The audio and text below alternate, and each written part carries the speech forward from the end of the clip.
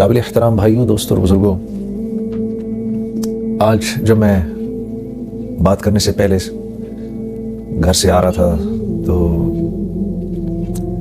میرے دماغ میں ایک بات گھوم رہی تھی جو آج سے تقریباً 18 سال پہلے کی ہے. اور مجھے یاد ہے کہ میں پہلی دفعہ اللہ کے راستے میں نکلا. لمبے لمبے میرے بال تھے، جینز ٹی شرٹ میں نے پہنی ہوئی تھی. مسجد گیا، مسجد میں جا کے بیٹھا اور اس وقت عشاء کے بعد کا ٹائم تھا. مسجد میں کوئی تھا نہیں، لوگ جا چکے تھے، اکا دکا لوگ تھے. ایسے میں نے قرآن پکڑا، قرآن پکڑ کے ہی میں نے کھولا بڑے عرصے بعد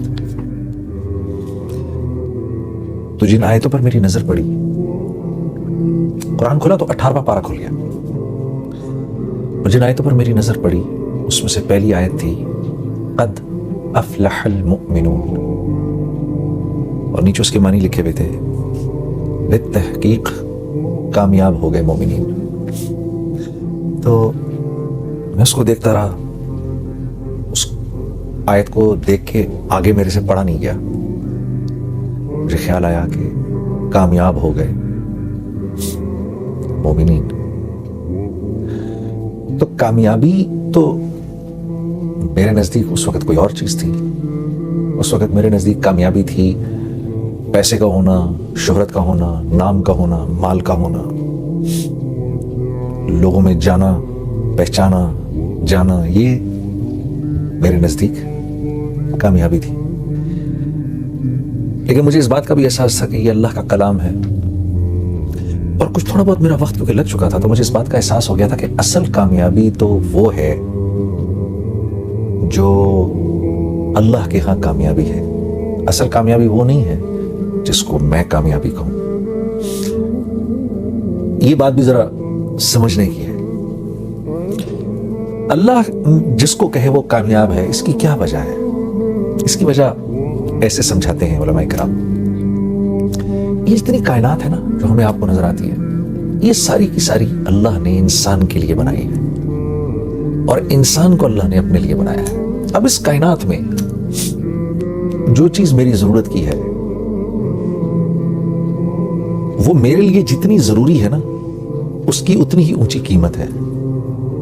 اگر گاڑی انسان کی ضروریات کو پورا کرتی ہے تو اس گاڑی کی قیمت ہے، اور وہ قیمت کس نے لگائی ہے؟ انسانوں نے. کیوں؟ کیونکہ گاڑی انسان کی ضروریات کو پورا کرنے کے لیے ہے. انسان گاڑی کے لیے نہیں بنایا گیا، گاڑی انسان کے لیے بنائی گئی ہے. تو یہ گاڑی جب تک اس کی ضروریات کو پورا کر رہی ہے اس وقت تک اس کی قیمت ہے.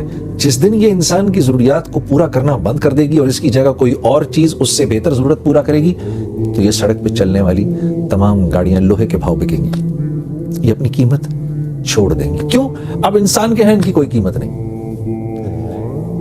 تو یہ جتنی کائنات ہے اس کی ہر چیز کو اللہ نے انسان کے لیے بنایا ہے. پھل، سبزیاں، یہ بہتے جھرنے، یہ دریا، یہ ہوائیں، یہ بدلتے موسم، یہ سب انسان کے لیے، اس کو سکھ پہنچانے کے لیے ہے. اور اس کائنات میں جو کچھ ہے وہ جتنی انسان کی ضرورت کو پورا کر رہا ہے اتنا ہی قیمتی ہے، اور جو انسان کی ضرورت کو پورا نہیں کر رہا وہ اتنا ہی بے قیمت ہے.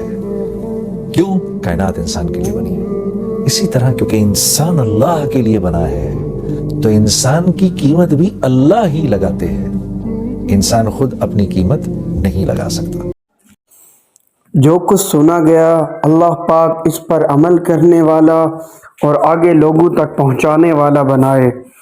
مزید اصلاحی بیانات کے لیے ہمارا یوٹیوب چینل بیوٹیفل بیان JJ کو سبسکرائب کریں اور ویڈیو کو لائک کریں. جزاک اللہ خیر.